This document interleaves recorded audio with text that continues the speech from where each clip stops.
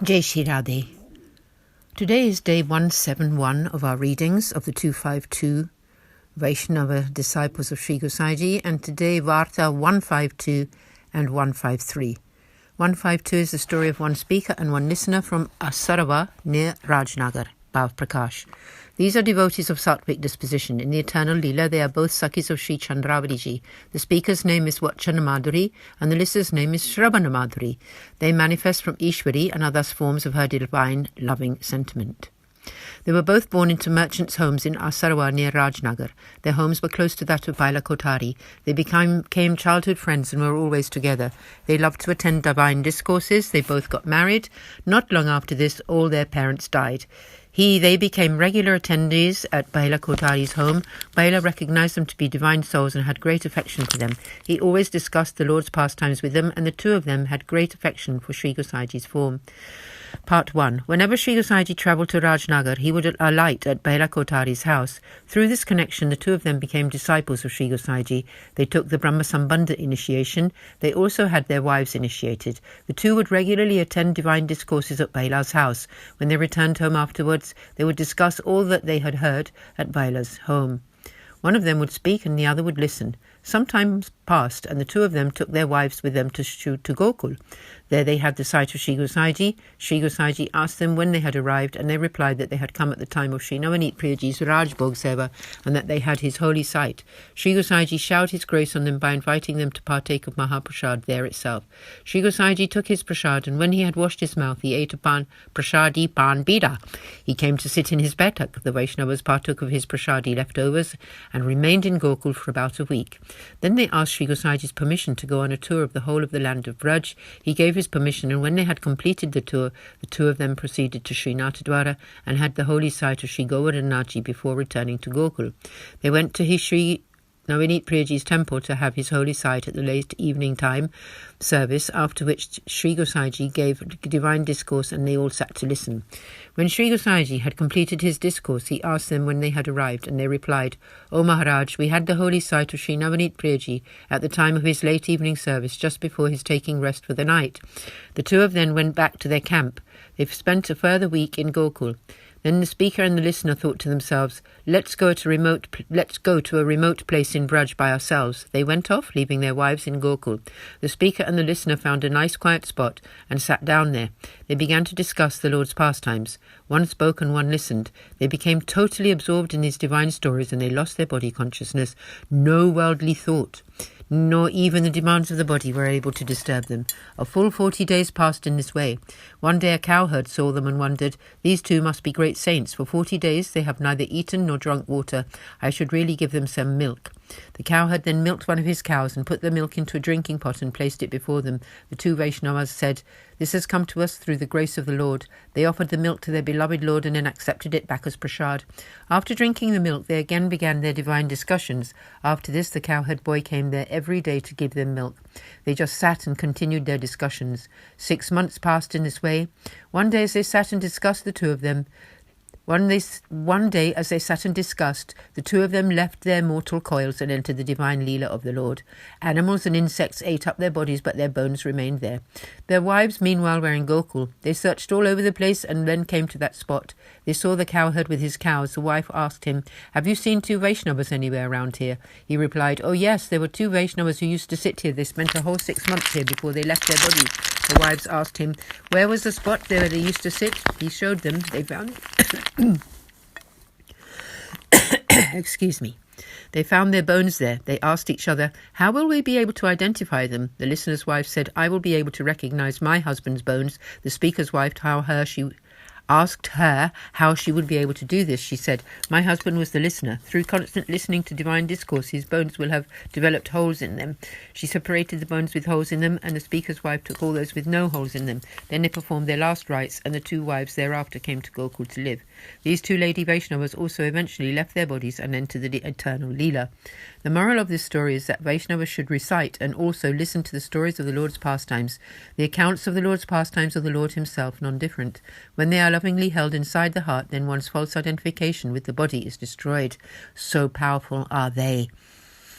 When they are lovingly held inside the heart, then one's false identification with the body is destroyed. So powerful are they. Thus concludes Varta 152, the story of the listener and the speaker from Asarwad Rajnagar, who are the recipients of Sri Gosaiji's great grace and accomplished Vaishnavas. There is no end to their tale.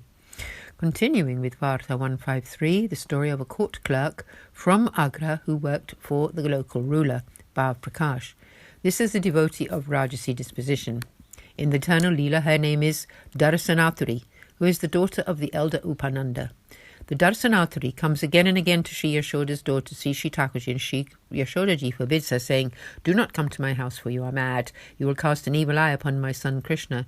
She does not let her see him, and Darsanaturi manifests from Ishwari and is thus a form of her divine loving sentiment. Part 1. This clerk worked for the local ruler in Surat. One day he had to travel to Rajnagar for some work.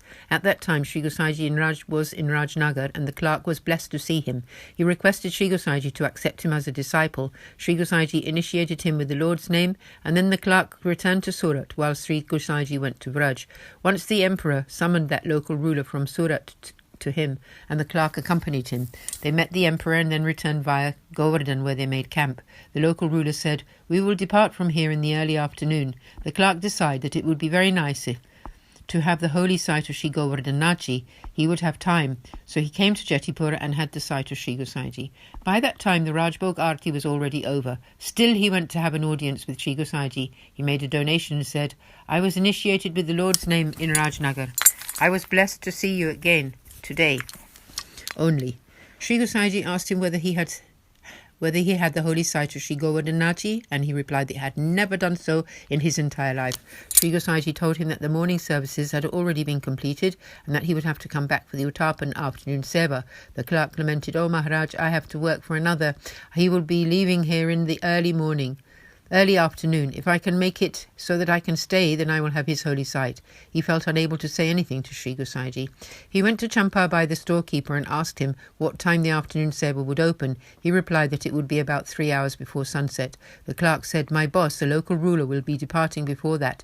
If you could arrange for the seva to open an hour earlier, then I will give Srinathji a donation of 25,000 rupees, and I shall give you 10,000. Champa Bai came to where Sri Gosaiji was resting and woke him by rubbing his feet. Sri Gosaiji awoke and asked why he had come. The storekeeper piped up, "Oh Maharaj, the court clerk came to me and said that he would make a donation of 25,000 rupees if we open the seva an hour earlier." Sri Gosaiji said, "Yes, he had come to me earlier and told me that they were going to be leaving sooner than the Uttapan services." The storekeeper said, "Let's open the temple doors an hour earlier then." He told the clerk, "We will be opening the doors earlier today." Sri Gosaiji slept for an extra hour more than usual. The local ruler's signal was sounded for the time to pack up camp and depart. He told his forerunner to go and fetch the clerk back from Jetipura so that they could leave. He did so, and the party set off. The clerk began to burn with anguish as he had not had the holy sight of Sri Govardhanaji. He left his body whilst on the road. In Jetipura, Sri Gosaiji had bathed and come up to the temple. He sounded the conch for the services to begin. The doors opened for the holy sight of the Lord after his afternoon snack. Sri Gosaiji said to the storekeeper, "Where is the clerk? Please summon him." The storekeeper replied, "Oh Maharaj, they have already set off. You slept for an extra hour today." Sri Gosaiji said, "Should we have changed Srinathji's timings for the sake of money?" Then he kept quiet. The services of evening and night went on as usual. Bhav Prakash. This story tells us that performing seva to the Lord for the sake of monetary gain is a huge hindrance to devotion. That means seva goes on sale. One should never wake the Lord early just in order to make money. Sri Gosaiji did not allow that clerk to have the holy sight of Sri Govardhanaji because he thought that money would make the situation happen in his favour. He wanted to use money to get the Lord's sight. However, the Lord is not at all dependent on money and did not grant his sight to the clerk. Part 1 continued. The next day, after making the lunchtime offering, Sri Gosaiji set off to come to Govind Kunda to do his midday prayers. He ordered the storekeeper to bring 2 workmen to Govind Kunda along with pickaxes. By the time he got there, Sri Gosaiji had finished his prayers. He took the workmen into the fields and showed them a spot and told them to start digging a hole there. They did so. A huge amount of gold bricks came out of the hole.